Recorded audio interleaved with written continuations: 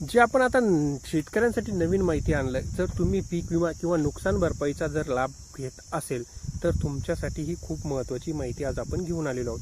जर तुम्हाला हा लाभ मिळत असेल तर तुम्ही व्हिडिओ शेवटपर्यंत बघा, कारण आता जे नवीन नियम तयार झालेले आहे ते अतिशय कडक नवीन नियम काढण्यात आलेले आहे।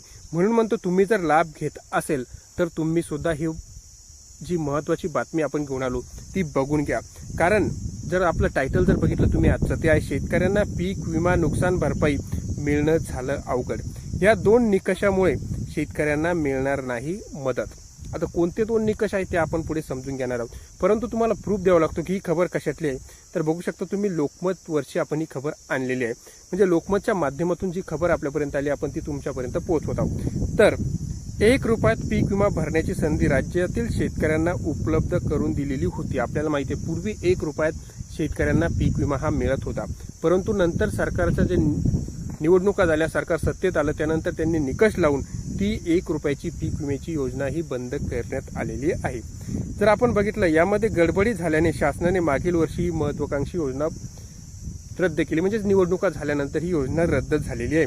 जर आपण पुढे बघितलं तर पीक विमा नुकसान भरपाईचे जे ट्रिगर आहे व उंबरठा उत्पन्नाची जे 8 जिल्ह्यातील शेतकऱ्यांना, प्रत्येक जिल्ह्यातील शेतकऱ्यांना मारक ठरत आहे।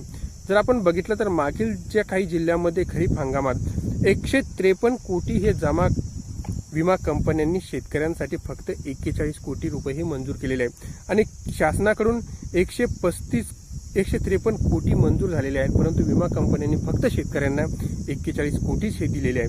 विशेष म्हणजे सोयाबीन हे पीक तर भरवशाच्या म्हशीला टोनगे ठरले आहे।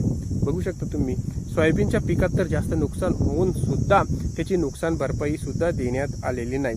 त्यानंतर जर आपण पुढे बघितलं तर एकट्या जर आपण सोलापूर जिल्ह्याचा जर विचार केला तर सोलापूर जिल्ह्यामध्ये खरीप क्षेत्रात वाढ होत आहे आणि खरीप क्षेत्रात वाढ होत आहे, तसेच पीक विमा क्षेत्रातही वाढ होणार आहे हे सुद्धा आपल्याला माहिती आहे।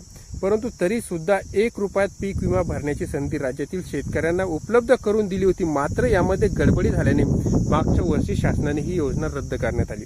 आगाऊ रक्कम मोजावी लागली तरी पीक विमा भरणाऱ्या शेतकऱ्यांना प्राधान्य दिल्याने मागील वर्षी खरीपात दिसून आलेले आहे। जर आपण पुढे बघितलं तर पीक विमा भरण्यासाठी लाखोने शेतकऱ्यांनी पुढे आले असले तरी नुकसान भरपाई मात्र हजारांच्या पटीतच मिळत आहे।